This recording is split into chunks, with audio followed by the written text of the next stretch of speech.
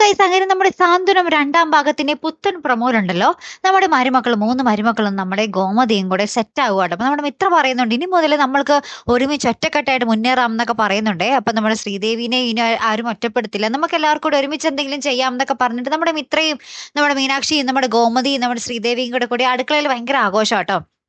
അതിന് പിന്നാലെ നമ്മുടെ ശ്രീദേവിക്ക് ഇട്ടുണ്ടല്ലോ നമ്മുടെ ആര്യന്റെ കയ്യിന്ന് നല്ല ഡോസ് കിട്ടുന്നുണ്ട് കേട്ടോ. കാരണം എന്ന് വെച്ചാൽ നമ്മുടെ ശ്രീദേവിന്റെ അടുത്ത് നമ്മുടെ ആര്യം പറയുന്നുണ്ട് ഏട്ടത്തി എന്നുള്ള ഒരു പരിഗണന ഞാൻ തരുന്നുണ്ട്, പക്ഷെ ഒരു പരിധി വിട്ട് കഴിഞ്ഞാൽ പിന്നെ ആ ഒരു പരിഗണന പോലും കിട്ടില്ല എന്നൊക്കെ പറഞ്ഞിട്ട് നമ്മുടെ ശ്രീദേവിക്ക് ഇട്ടൊരു കൊട്ട് കൊടുക്കുന്നുണ്ട്. ഏറ്റവും ഒടുവിലുണ്ടല്ലോ നമ്മുടെ ശ്രീദേവി ആ ഒരു ഡൈനിങ് ടേബിളിന്റെ അവിടെ കൂടി ഇങ്ങനെ നടന്നു പോകുമ്പോൾ ഒരു കസേര തട്ടി വീണ് പോകുന്നുണ്ട് കേട്ടോ. അപ്പൊ അവിടെയാണെങ്കിൽ നമ്മുടെ മീനുവിന്റെ ഫയലിൽ നിന്നും ആ ഒരു പ്രധാനപ്പെട്ട പേപ്പർ പറന്നുപോയി അവിടെ കിടപ്പും ഉണ്ടാവും.